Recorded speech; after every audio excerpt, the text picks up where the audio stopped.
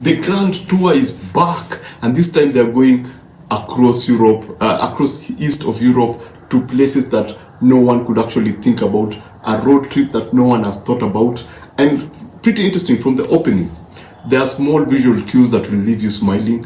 There are also, I love the fact that they changed the opening title. I think they sat down and thought, many people don't usually finish the Grand Tour because they don't have an idea of what's going to happen. So they created this opening title sequence that shows you exactly what's going to be happening in the show. So that was a pretty nice touch. I loved it because it kept me there, because there are some scenes that I actually wanted to see that I saw in the opening title.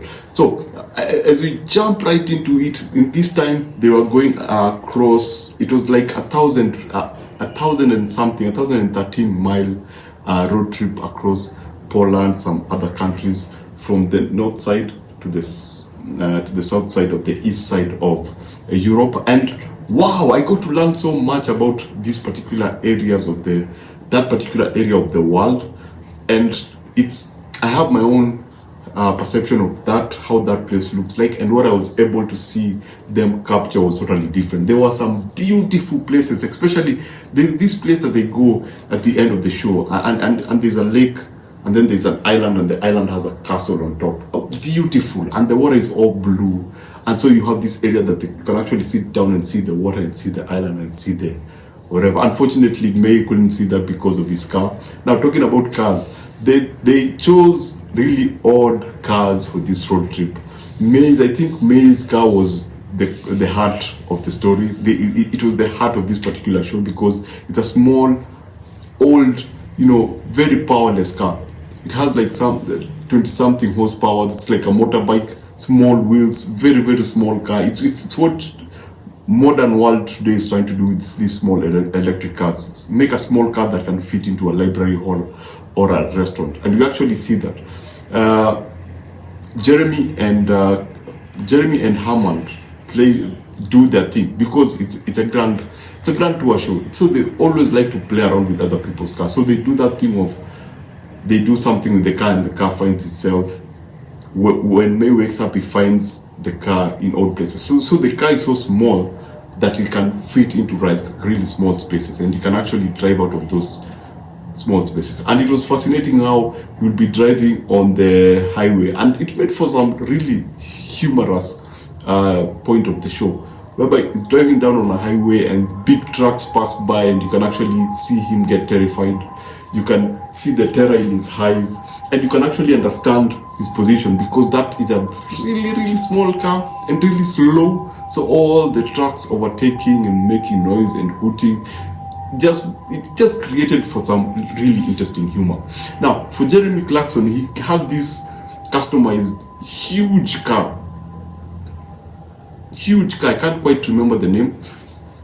All white, and for me, apart from the look, I don't know, it kind of lacked, because it's a car show. For me, it lacks personality. For me, it was a representation of who Clarkson is, which is big and bombastic and awkward. And when you look deep into it, there's some things that are there for aesthetical. They're just for the aesthetic reason. They actually are most of the things there are not functional. Especially one thing, when you get to the third act of the show, you'll actually understand. He goes to look for something and he finds that whatever is there is just for show. It's not functional. And that's a modified car, and they do something with it later on that now gives the car a personality that makes the car interesting. Actually, it's May who does. So that was a pretty interesting, and it's what we know about them going on road trips, either in Top Gear or Grand Tour. So we are familiar with that kind of behavior.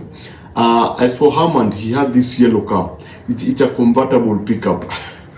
He didn't have issues, and that was the good thing about this. That's what the weird thing about this show. There was a sense of balance. Yes, Hammond gets a crash, obviously, but there was a certain level of balance in terms of who they made fun of. They go to a certain racetrack, and at that point we get to actually see Hammond really make fun of Jeremy.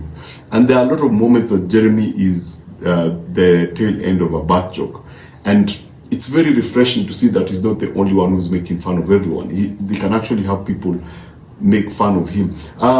The overall, I really appreciated the way all the comedy was grounded, and it was real time. You felt that some of the really good jokes came out at the heat of the moment, and they chose not to edit some of the things out. So you're seated there laughing because of what's happening, because you can clearly see an idea comes on May's head and he actually suggests it, and when it's put outside and it's displayed, you look at it and you just start laughing. An example is on the racetrack. There are these clipboards that people put up to inform the driver of whatever is happening.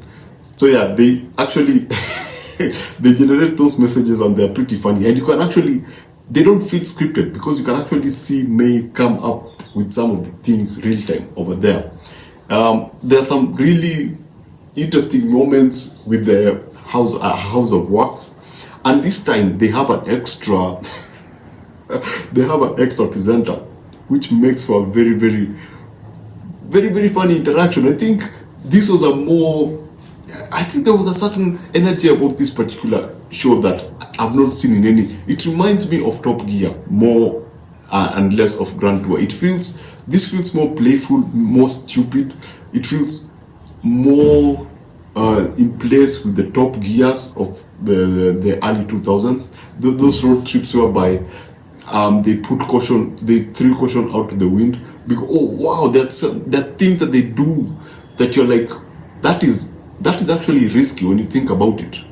Some things with arrows, and you go like, why would you do this? You actually did an experiment at the beginning and you saw what could possibly happen, and yet they chose to go along with it and actually do it. Yeah, no one gets hurt, but you actually feel the danger when they're doing some of these things.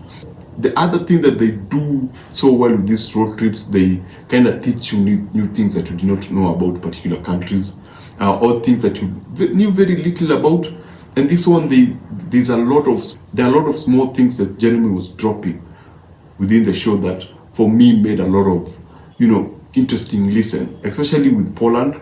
And there's a particular scene in the World War II, and you get to discover some aspect that I did not know, and I got now to get a better understanding because I saw the movie that they talk about, but I did not get an understanding of the history behind that movie, and the fact that they decided to pass by there, that was pretty cool. Then there's Jesus. I will not say, and if you've seen the show, you clearly understand what I'm talking about. But yes, there's an element of Jesus in the show. Again, pretty interesting to learn small, stupid things about it. But again, very, very interesting.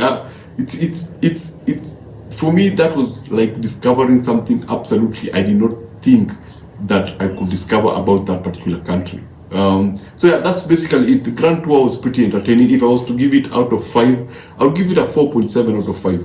I genuinely enjoyed this particular show. It reminds me of Top Gear. It reminds me of them just throwing caution out of the window and deciding, this is stupid, let's just do it. It's risky, let's just do it. There's a scene in the lake with tires, and you're like, something can really go wrong. There is the last scene, again, what I'm talking about, throwing caution out of the window. The final scene, pretty entertaining, pretty risky, because I'm there holding my breath because of whatever they're doing, and I'm like, yo, May, what are you doing? This is actually pretty risky. But it's the Grand Tour, and these old middle-aged men are still doing it. They're still bringing it. So yeah, that's the Grand Tour. Thanks for watching. Remember to watch what you enjoy and enjoy what you watch, and I'll see you on the next one. If you're new here, kindly subscribe, and I'll see you on the next one.